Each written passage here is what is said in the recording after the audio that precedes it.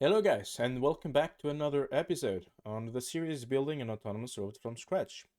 Now, it's been a while since I have posted the last one, and the reason is I've been quite busy lately with university, and so yeah, my time is quite limited. But here I am, back to another video, and in this episode I just want to show you a bit how to set up your Raspberry Pi so that you can install ROS and then follow the next episodes that will be coming. And speaking of which, so the next episode will be about basically developing this ROS driver so that we can communicate with the code we wrote for the Arduino and then control it with velocity commands.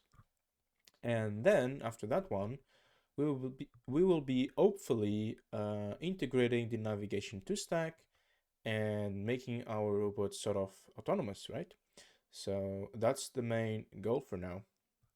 Uh, when they will come out, I cannot promise anything. Um, so yeah, I will be entering in exam session soon. So again, no free time available for me. In any case, so I have here my Raspberry Pi. So I have this fan here, it's sync.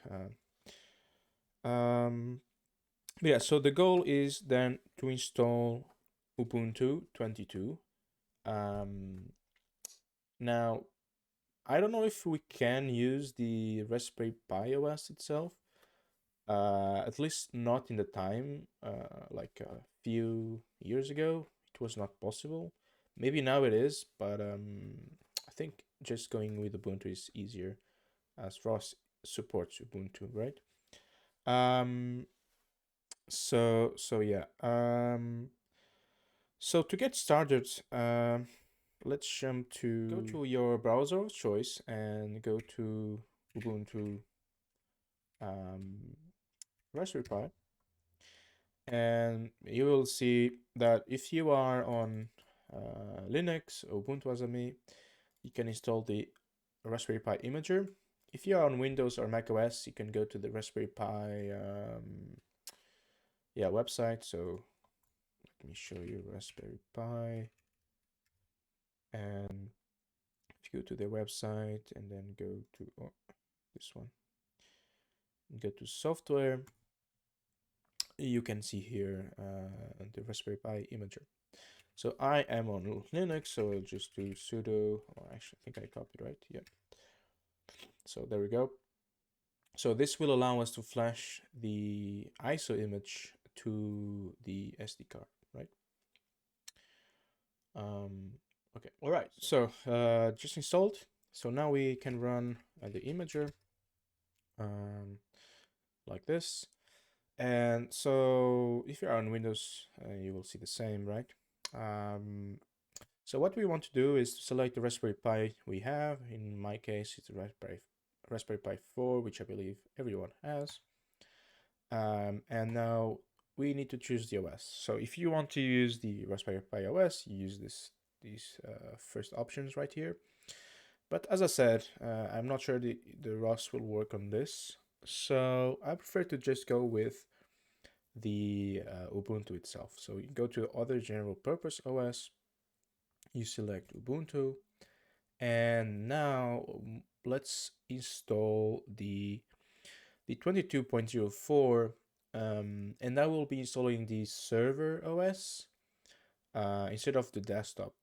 Now, if you don't really like or have the experience to work with only terminal, then I advise you to go with the desktop version, but it will be heavier. So yeah, it's really up to you. But be sure to select the 64-bit, not the 32-bit, okay? So I will go with the server. In any case, when you have the Raspberry Pi mounted to your robot, it's rare that you will be using the GUI, right? So yeah, it's up to you really. So let's go ahead and install this, and let's select the storage. Well, I don't have any storage yet. Let me plug in my SD card. And now, hopefully we see something. There we go. And yeah, there we go. Next, edit settings. Can you do this? All right, so I'm not sure this will get into the Ubuntu, honestly. So username, I will set it to pi because usually it's the default. So, and yeah. If you want to connect your Pi directly to the your Wi-Fi network, you can configure this. I will not configure it for now, so it's up to you. And yeah, so I am not too sure if this will apply to the Ubuntu itself. So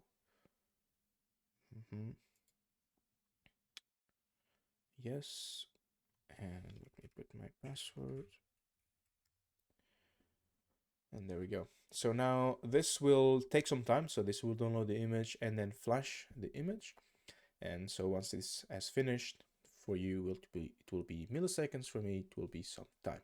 All right, guys. So mine just finished installing or flashing to the SD card. And so now you can plug or to put the SD card back into your Raspberry Pi. And now, if you have set it up your Wi-Fi credentials, then I believe the Raspberry Pi will try to connect to your network. But I am not sure, actually. I know that works for the Raspberry Pi OS. I don't know it will work for the Ubuntu itself. Now, if it worked, then you might be able to see it on your I mean, if you have access to it. So I have here the access to my home network router, and I can see all the devices logged in. And as you can see here, I have my this Raspberry Pi connected, and I can see its IP. And so you copy this IP, and then you can connect to it via SSH. And that's also one thing I'm not sure is if you are using the desktop version, if the SSH will be enabled. So it all depends if that first thing we saw to like set up the SSH keys and so sorry, to enable the SSH and to set up the Wi-Fi credentials, that all worked. If not, then for sure the server version we will have the SSH enabled. The desktop one, I'm not sure. Now, if you don't have access to your router, there is two options that I think there is. One is for, I mean, you need to use a tool called nmap. So it will try to map all the different devices connected to the network and try to find so the IP of the Pi. The other option, maybe it's easier, is to first just to plug it to your monitor and do a if config or IP config or something like this. No, IP all. How do you say that? IP all. So IP should be all, no? No. Let me see. IP address. Okay, yeah, IP address, and you will see either the Wi-Fi. If you are using the Wi-Fi, you will have like a Wi-Fi instead of this ENP, or if you have your internet, you will have something like this, and you will see this IP, right? So you just save that IP somewhere, and then you can go back to your home PC, laptop, wherever, and now you type SSH, Pi, and then the IP of your Raspberry Pi, right? And if it's the first time you do this, you might see something like fingerprint, blah blah blah. You just say yes, so you just type like yes, and then you enter the password. And the password is the one you set it up on the initial screen when flashing the firmware. Also, this Pi, if you have changed to another username, then you need to also change this to your username, right? So I set mine to Pi, and that's why I use here the Pi. Cool. So now we have here the Raspberry Pi. And if you didn't set up your SSH, your Wi-Fi credentials, you can still do it here eventually. But first, what we want to do is to sudo apt install, it's not install, sorry, update, and sudo apt upgrade. And I do -y to say yes. Okay, so this might take some time. Yeah, this will take some time for sure. So once this has finished updating and upgrading, I will be just right back. Okay guys, so I just got this message here that the kernel has a newer version, so just go ahead and click OK. And yeah, I guess I will just leave the default. There we go. Everything is finished. I will maybe just do a reboot for sure. So sudo reboot. And so you'll be logged out, but that's fine. We just need to connect it again. Eventually this will take a bit of time to reboot again. Let's see. So it's still not on. So it took me roughly 13 minutes, you see, so it takes some time to update. In the meanwhile, let's go to the browser again and let's search for ROS Iron. Okay, I will be using Iron because it's the latest version available. And so you might as well use Humble, it doesn't really matter, honestly. There's not a lot of changes, so I think. So just go to installation and next.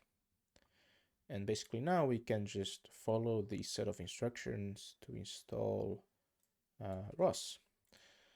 So hopefully now it's still not on. All right, guys. So apparently there is something going on. There was something still trying to figure it out, like configuring and stuff. So it was taking more than expected. So yeah, be aware of that. Just let it run for a few minutes until it finishes configuring everything, and then you should still be able to do SSH. Wrong password. Okay, and still wrong password. Never mind. So that was me trying to figure out stuff. Let me put this here. So exactly. So now we just do locale, right? And we just need to check if we have UTF-8, which we do. So that's fine. And then we do this. So basically, yeah, we just go through this and we install. And I am very bad today. There we go. Boom. So we click enter.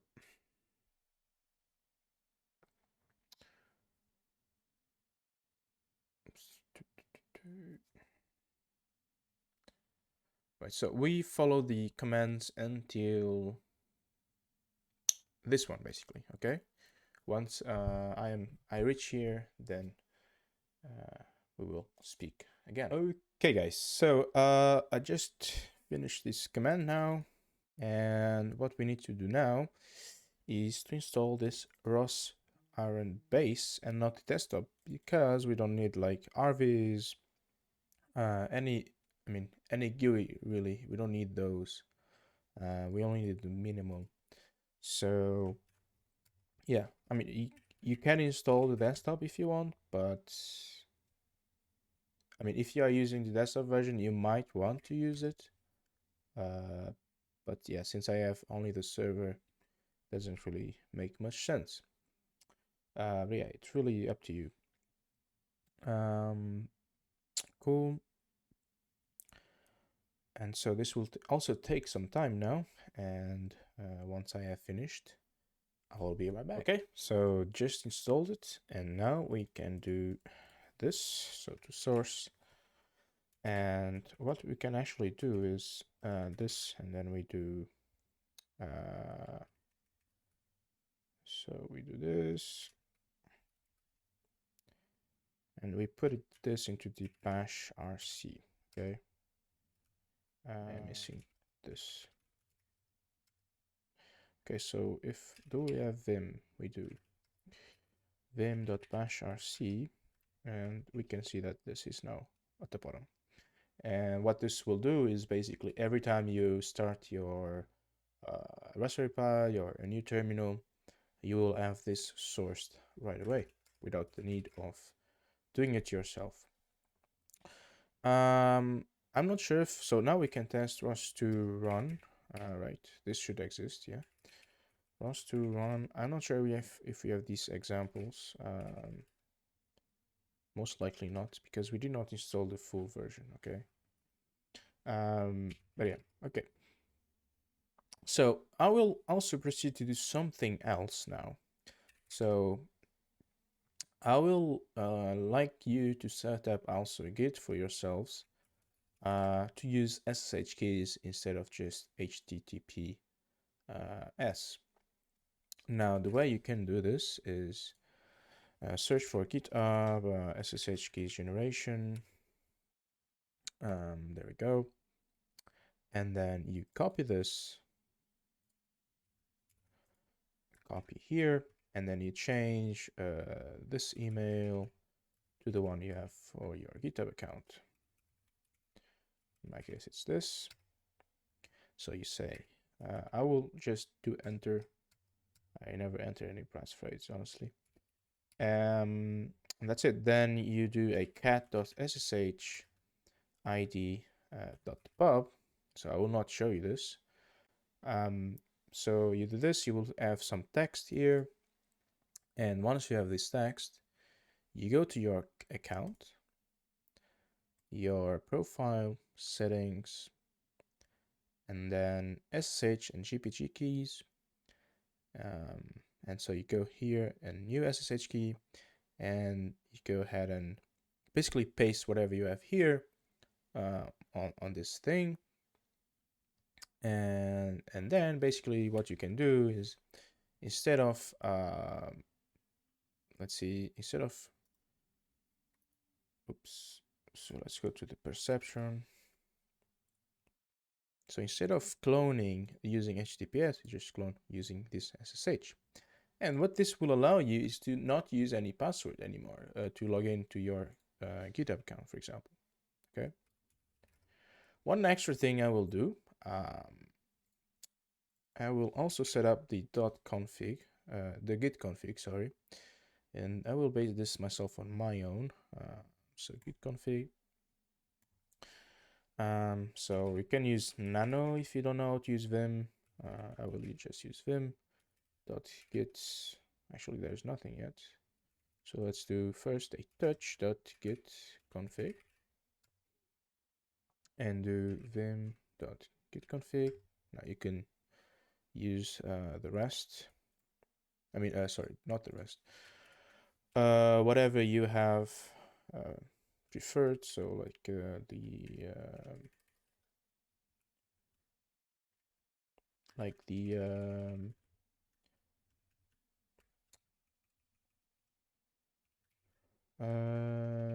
nano, right? Okay, so change this to Vim. So the default branch, then when you create one is main, you set, so basically this you need to set up for sure. If you don't set it up like this, you will eventually need to do it. So you better just do it now. So yeah, you set your email and the name, and then I have these aliases so that I can easily like do push or commit and so on.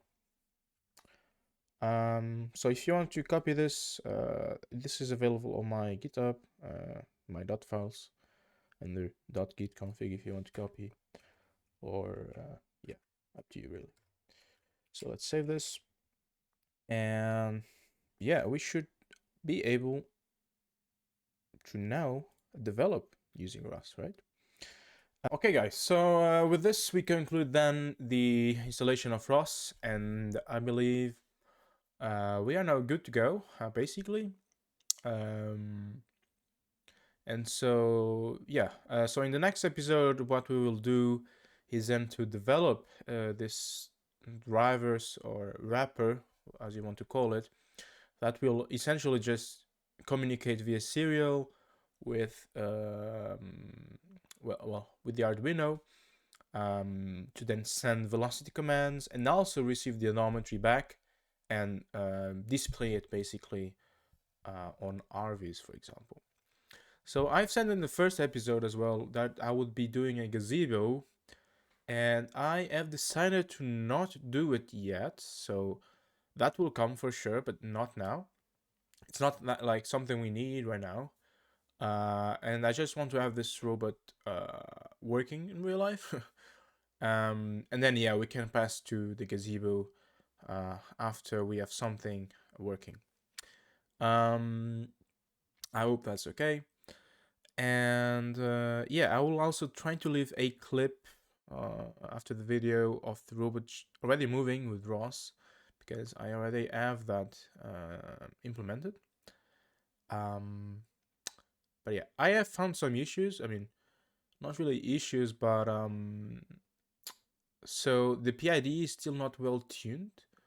And so when you basically move, the wheels spin always a bit. So like there's not a lot of grip or something, and so they will spin. And what that means is, well, the odometer will be false, right? What we can do in the future is then to integrate an IMU and then create this fusion so that we can, we can update the odometry only if we move, right?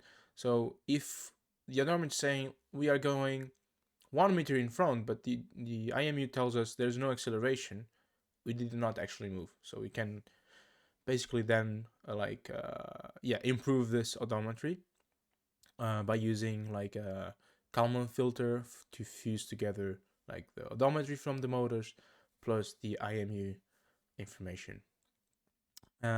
So yeah, that's it for this video.